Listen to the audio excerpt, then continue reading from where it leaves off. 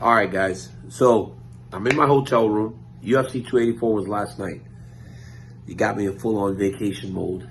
But the fights were done so late on the East Coast. It's actually crazy how East Coast fight fans can go through this every single time. We were done at 1:30, and it was actually a fast pay-per-view. So late night, I got some rest, got my mind cleared, and I wanted to talk about all that happened last night. You know, very rarely do I get to sit back and watch a fight as a fan because I'm generally calling the fights. But last night, I sat here with my son, a few of my friends, and we watched the fights on my computer. And I'll be honest with you. We have seen now multiple champion versus champion fights. We have seen guys chase double champion status. We have seen guys achieve double champion status. We have seen women achieve double champion status.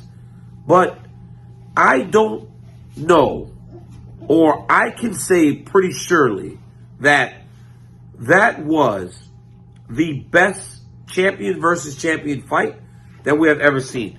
And I took part in one. Conor McGregor was a wipeout against Eddie Alvarez. Stipe and I were competitive until the knockout, but it was a one-round fight. Amanda Nunes knocked out Chris Cyborg in the first round. Henry Cejudo showed guts to come back and beat Marlon Moraes, but it was a very quick fight. It wasn't 25 minutes. One of the things we said a lot in the build to this fight was Alexander Volkanovski is the number one pound-for-pound fighter in the world for a reason. And last night he showed that. He was the first person since even Martins, right? He didn't make Islam look human. He just knocked him out. Alexander Volkanovski was the first person to make Islam Makhachev look human. Granted, he made him look human, but he still didn't win the fight. And I think because of the praise and the admiration that Alexander gets for his performance, I think it speaks to how special Makhachev is. Now, first round, very competitive round. Makhachev gets knocked down, gets back up and knocks Volkanovski down. Gets a takedown, has some ground control. Round one goes to Makhachev. Round two, Makhachev drops Volkanovski again, or if not drops him, he hurts him. Volkanovski in round three comes back like a bat out of hell, wins that round. Round four, Makhachev gets another takedown on a beautifully timed shot. Controls him the vast majority of the round. Round ends with Makhachev on top. At that point, I think 3-1 going into round five. Round five, Alexander Volkanovski goes to his corner, tells them, acknowledges, hey, I'm behind. I got to go for it. And that's exactly what he does. He goes into that round five and once again shows that he never gets tired. I don't understand how this guy fights at the pace that he fights at, and he never gets tired. And he ends the fight on top. It was amazing to see the lack of respect that people gave Volkanovski going into the fight, considering his status in the game. I thought he did one thing very, very well. When he would get taken down, Volkanovski would immediately give his back against the side of the octagon so he could right to the hand control. These guys prepared very, very well for the game of Makhachev. He was not trying to grapple. He was not trying to do jiu-jitsu. He was saying to himself right away, up, hand fight, get back to my feet. He did it beautifully. The entirety of the fight, every time he got taken down, he went right to give his back, got to the hands, got to the defenses, and got himself away from Islam Makhachev. But I think one of the things we kind of are missing in this is that for as great as Volkanovski fought, right? And he did fight great. For as great as he fought, Makhachev fought for extended periods of time on his feet. And for so many people, and for so long, people talk about it's wrestle or nothing for Makhachev. Dad mode, Luna.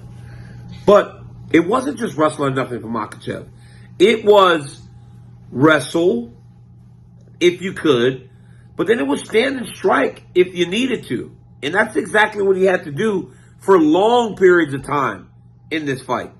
He was forced to stand with Alexander Volkanovski and did very well. He had an outstanding strike percentage. He was landing a lot of the real damaging shots, and he won the fight. So the feigned outrage that was online was unfair because it's not real. It's not real. There was no reason for people to seem upset at the result of that fight because Makhachev won. He won the fight 3-2, in my opinion. The judge that scored at 49-46. It's just a bad scorecard. He didn't win all four. He didn't win 4 to 5 rounds. But there were close rounds. But Volkanovski won round 5 going away. Makhachev started strong in round 5, but he won round 5 going away. And in round 3, Makhachev lost that round. It felt like a Volkanovski round. Now, maybe that's because we felt like Islam was winning. And when you're in one of these fights and it seems like one more competitive than the rest, you want to kind of score one for the other guy. But I thought Alexander won that round. I thought he won round 3, and I thought that he won round 5 pretty convincingly. Round 5 pretty convincingly for sure. Round 3 was still a competitive round, but I thought Alexander Volkanovski won it.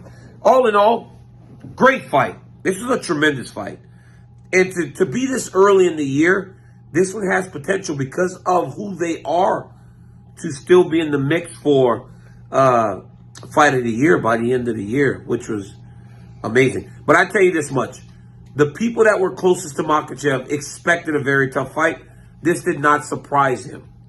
But he won that fight 3-2. And I think the praise that Alexander is receiving is warranted, but it also speaks to the greatness of Islam Makhachev. Co-main event.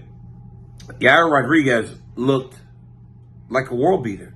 I thought going into the fight, this is a stylistically tough match for Josh because I knew that he had to get to Yair, and Yair's not very easy to get to. Yair's so creative. He's so diverse. He can switch. But the moment he started going southpaw and digging those body kicks, I was like, oh, man, Emmett's in trouble. I knew right away Emmett was in trouble because he didn't seem to have an answer. And when that first body kick landed, it folded him over very quickly.